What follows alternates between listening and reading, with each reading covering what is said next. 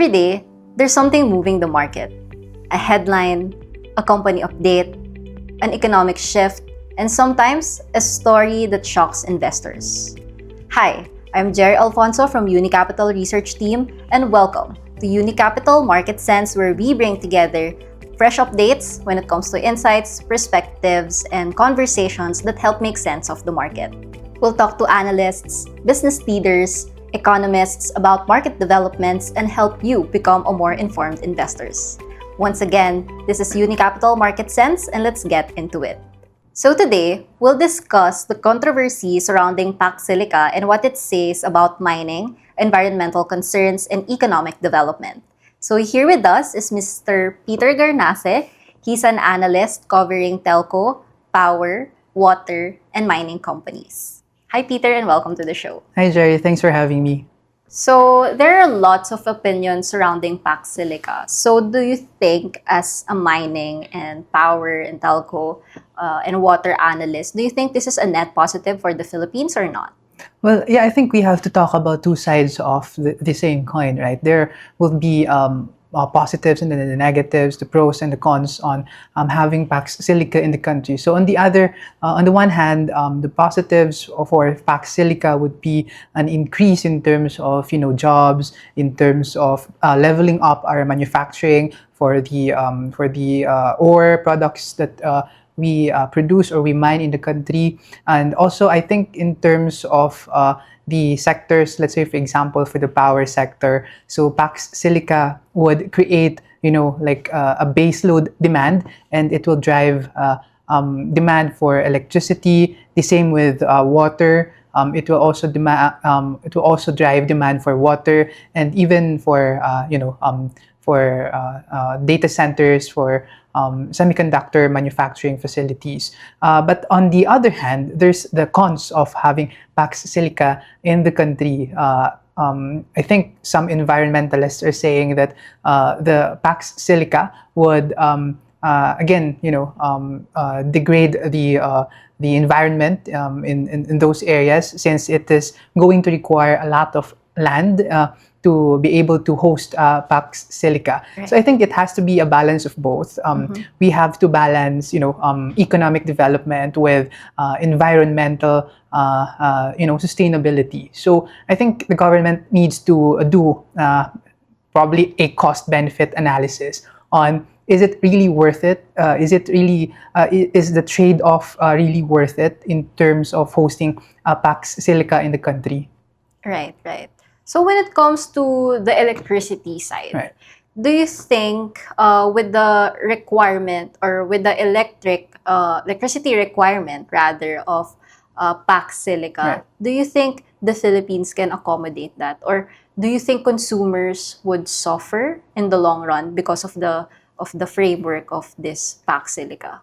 Yeah, I think the forecast right now of the government is with Pax Silica, it will require around 3 gigawatts of capacity. So that's around 3,000 megawatts of capacity.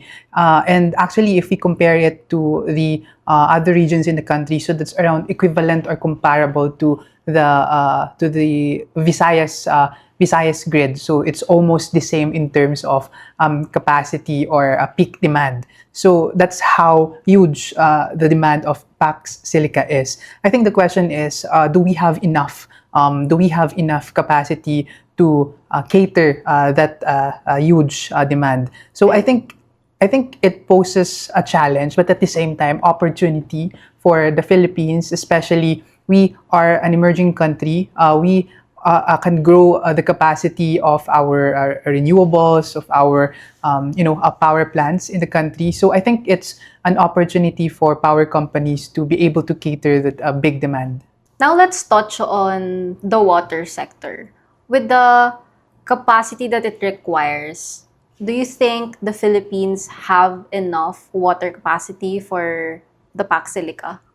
Yeah, again, I think the government's forecast or projected demand for water would be around 130 to 300 million liters per day. I think that should be enough to cater around 600 to 800,000 households in the country. So again, I think another question is would the government be able to, help out in terms of finding new sources of water, in terms of developing new treatment plants, or to be able to, supply water to these companies that are going to put up business through Pax Silica. And when it comes to the telco industry, do you think the telco industry would benefit from this framework?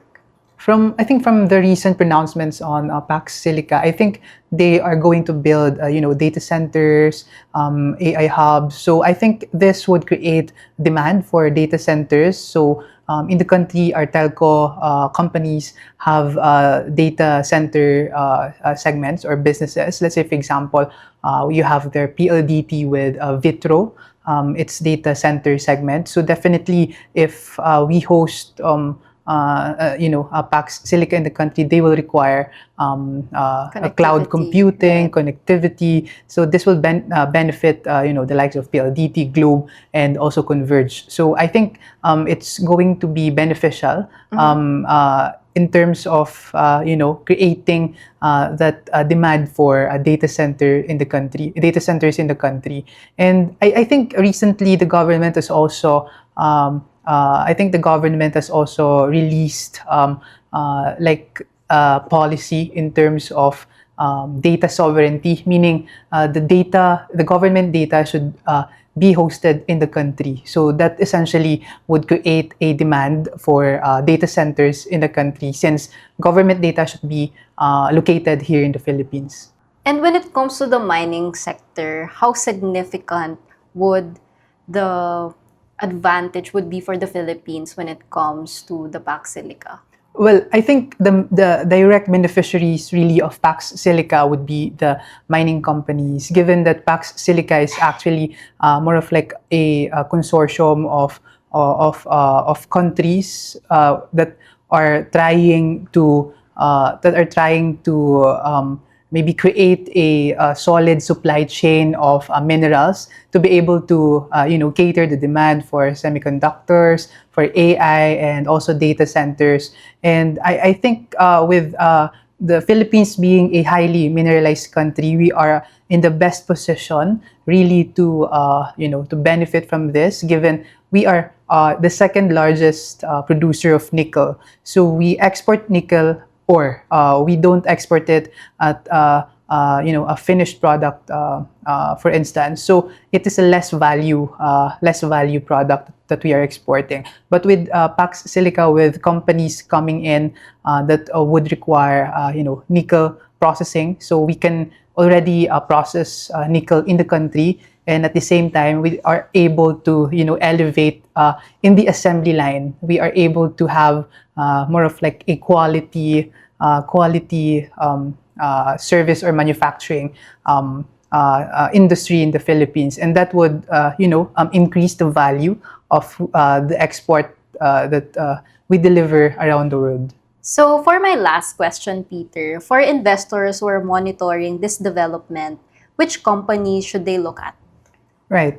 The direct beneficiaries would be the mining sector, since the ore that is being mined in the country will be processed inside the country and then being exported. We're not going to import the raw materials anymore. Correct. So that's, I think, a benefit for the mining sector and for the whole country as a whole, since we can export a more valuable product, a finished product. And then I think other sectors that will benefit would be the power sector, since the Pax Silica initiative would create demand for energy, since a lot of manufacturing facilities and even data centers are power hungry. And also for the water sector, since these facilities are also water hungry, so they're going to create a demand and growth on the power and the water sector. So once again, thank you so much, Peter, for joining us in today's podcast. We really learned a lot, and thank you for giving your insights when it comes to the Pax Silica issue. That's it for today's episode. Thank you for joining us today, and we hope you learned something from us.